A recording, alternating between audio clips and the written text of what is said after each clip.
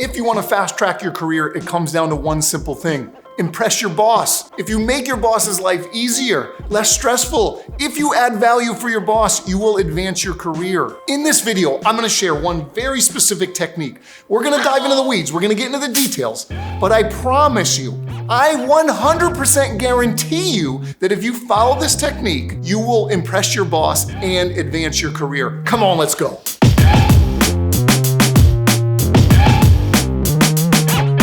I'm the CEO of a 150-person company. I have a lot of people reporting to me, and they have people in turn reporting to them. And so when there's an issue with someone on their team or with one of their projects, I run into two common situations. The first is they think I'm too busy and they don't want to bother me. Sometimes when that happens, right, the problem gets much worse, and then all of a sudden, something really bad happens, and I think to myself, why didn't you bring this to me in the first place? The second common situation is, well, they do bring it to my attention, but they just pass the problem up the ladder and they just dump it on my lap. That's not really helping me as a leader. Why do I have another leader in place if they're not gonna solve problems? If they're just gonna dump it on me, well, that's not really making my life easier, right? That's adding more work to my plate.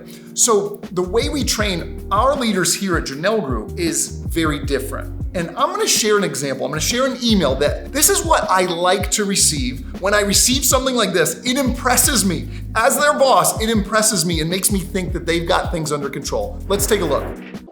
So I've got an email right here that illustrates this technique. And this is one of my leaders sending an email to me. So this is what I'm receiving. I'm reaching out to give you a heads up with a pattern I am noticing with Bob that I'm trying to get ahead of. Recently, I've noticed that Bob's professionalism has slipped a bit. At this point, I do not feel as though this is a large enough issue for anyone else to get involved. I'm simply just making you aware of the situation. Now, that's the intro paragraph, right? And in here, this leader is stating, I do not need anyone else to get involved. All right, already I'm feeling like, okay, they're on top of this. Let's go back to the email. Facts. On January 10th, Bob showed up 10 minutes late to our team meeting. On January 12th, I learned that he forgot to send an invoice to Acme Corp after I assigned it to him via email on the 5th. He even replied on the 6th saying, I'm on it. On January 16th, I received a call from Joe at Hooley complaining about the timing of our invoices. So now, in this section, right, he's listing out the 3 facts. These are exactly what happened. And there's not much opinion in here. These are the things that prompted him to send this email and to raise this issue. Let's go back. Next section is how I addressed the issue. On January 18th, I had a 30-minute meeting with Bob in person and brought these issues to his attention. Bob seemed to understand where I was coming from and acknowledged that he has been slipping up lately. I want to make it clear that Bob had a really good attitude and it seemed like he was bummed that he let me down. Now again, I know that he sat down with Bob. They had a 30-minute meeting. They talked about this. I also know that Bob received it well. Bob's got a good attitude. I'm starting to feel better about the situation. My stress has not gone up at all. My leader is on it. Let's go back to the email. The next section is what we're gonna do about it. During the meeting, we worked together on a plan to prevent these types of slip-ups going forward. After digging into these specific incidents, we came to 2 conclusions.